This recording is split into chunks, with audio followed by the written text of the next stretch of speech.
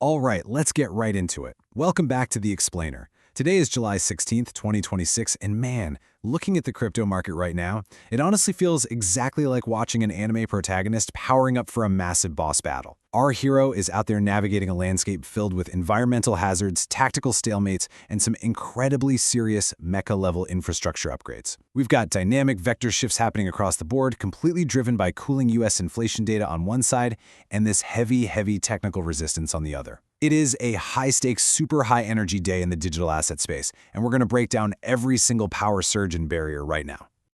Okay, so here's our quest log for today. First, optimism meets cooling inflation. 2. Bitcoin battles technical resistance. 3. SEC moves as clarity stalls. 4. Infrastructure gets major upgrades. And 5. DeFi security and capital shifts. Starting off with Section 1, optimism meets cooling inflation. Negative 0.3%. Let that sink in for a second. That is the June Producer Price Index, or PPI, month-over-month drop. To put that into perspective, this is literally the largest drop we've seen in 6 years. It's a massive shockwave to the system that is actively erasing inflation fears as we speak. I mean, the market was bracing for unchanged growth, a flat 0.0%. But instead, we got this broad-based weakness in U.S. economic data that just completely shattered those expectations. So the macro buffs are fully activated. Just days ago, we saw the June CPI fall 0.4%, which is the steepest single-month drop since way back in April 2020. Core PPI only ticked up 0.2%. And if you read through the Federal Reserve's Beige Book, it explicitly states that price pressures are easing while the economy continues to expand moderately. Risk appetite is totally back on the menu. Tech stocks are rallying hard, with the Nasdaq hitting near 3-week highs. What this really tells us is that the market's focus has completely shifted. We're no longer sitting around debating whether the Fed is going to hike rates. The whole conversation is pivoted to the pace and timing of future rate cuts. The momentum has shifted so wildly. Just a few weeks ago, nearly half the market was bracing for a July rate hike, pricing in something like a 42 to 50% probability. But after these data drops, poof! Those expectations have completely evaporated. The consensus view has shifted entirely, and that's giving crypto, and really all broader risk assets, some incredibly much-needed room to breathe. Moving on to Section 2, Bitcoin battles technical resistance. So on one side, we have this absolutely incredible bullish macro backdrop. Cooling CPI and PPI are throwing fuel on the risk appetite fire, and we actually saw Bitcoin surge on increased volume because of it. But on the other side of this clash, we hit a massive wall of technical resistance. Bitcoin briefly tested that key $65,000 level, but its upside momentum just immediately stalled out. Why? Because $65,000 is acting as this heavy barrier totally filled with traders taking profits. It's a classic textbook standoff between underlying fundamental strength and immediate heavy selling pressure. But hey, here is the silver lining in this chart battle.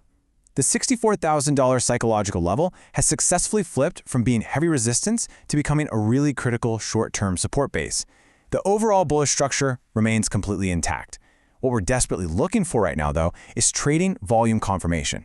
We need a sustained, high-volume push to break through that $65,000 boss barrier to finally trigger a broader market rally. All right, Section 3, SEC moves as clarity stalls.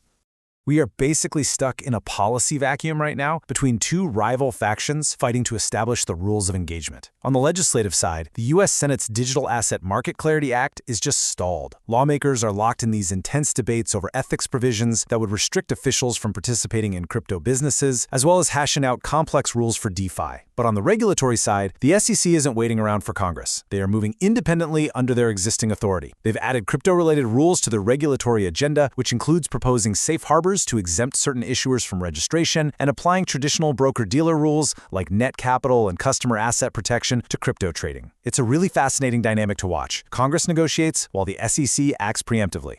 The overarching theme for 2026 is this massive shift toward policy beta. Basically, asset pricing is becoming way less anchored to traditional business cycles and incredibly sensitive to these specific policy outcomes. Administrative action, like the SEC refining its rules without waiting for new legislation, is increasingly acting as the primary driver of the market. Now, this advanced rulemaking could totally provide the foundation for traditional financial firms to enter the space safely, but it also injects a lot of short-term uncertainty as everyone scrambles to adjust to these newly refined standards. Okay, Section 4. Infrastructure gets major upgrades. We've got a rapid-fire sequence of mecha-level upgrades bridging traditional finance and decentralized crypto today. First, Stripe has launched a massive $53 billion joint bid for PayPal. Second, Ondo Finance just launched the very first U.S. stock tokens directly backed by securities held in DTCC custody, which, by the way, drove their token price up 14% today. And third, Aave V4 has officially deployed on the Avalanche network, bringing in this multi-chain hub-and-spoke architecture that pushes DeFi so much closer to broader institutional credit use cases. Guys, this Stripe and PayPal news is monumental. Partnered with private equity firm Advent International, Stripe has officially offered $60.50 per share for PayPal. That represents a massive 28% premium over PayPal's recent closing price. So why does this matter for us in crypto? Because merging these two giant networks could completely reshape the stablecoin sector as we know it. It holds the strategic potential to unite Stripe's newly acquired bridge infrastructure with PayPal's established PYUSD consumer token. We're looking at a potential consolidation that could turn stablecoins into the ultimate operating capital, embedded directly into global digital platforms. It's huge. Finally, Section 5, DeFi security and capital shifts. 24 million USDC, gone. That is the amount stolen in a confirmed hack of the Ostium Protocol's OLP vault today. The attacker managed to exploit an abnormality, siphon out the funds, instantly convert them to Ethereum, and route them straight through Tornado Cash. While institutional infrastructure is clearly leveling up, exploits like this serve as a very stark, very real reminder of the ongoing on-chain security risks we face. It's an environmental hazard that is understandably causing some temporary caution when it comes to playing around in high-risk DeFi vaults right now. And that caution? It's triggering a massive rotation of capital, particularly within ecosystems like the Robinhood chain. Capital is literally fleeing high-risk meme token speculation. After the meme launch platform Noxa changed its fee structure and completely disabled new token launches, we saw broad declines everywhere. Tokens like CashCat dropped over 10%. Instead, smart money is migrating toward utility-driven, real-world asset, or RWA, models. A prime example today is Index, which is a project that allows users to hold tokens to receive on-chain stocks. The market is actively seeking out real yield generation connected to traditional assets rather than just betting on purely speculative hype.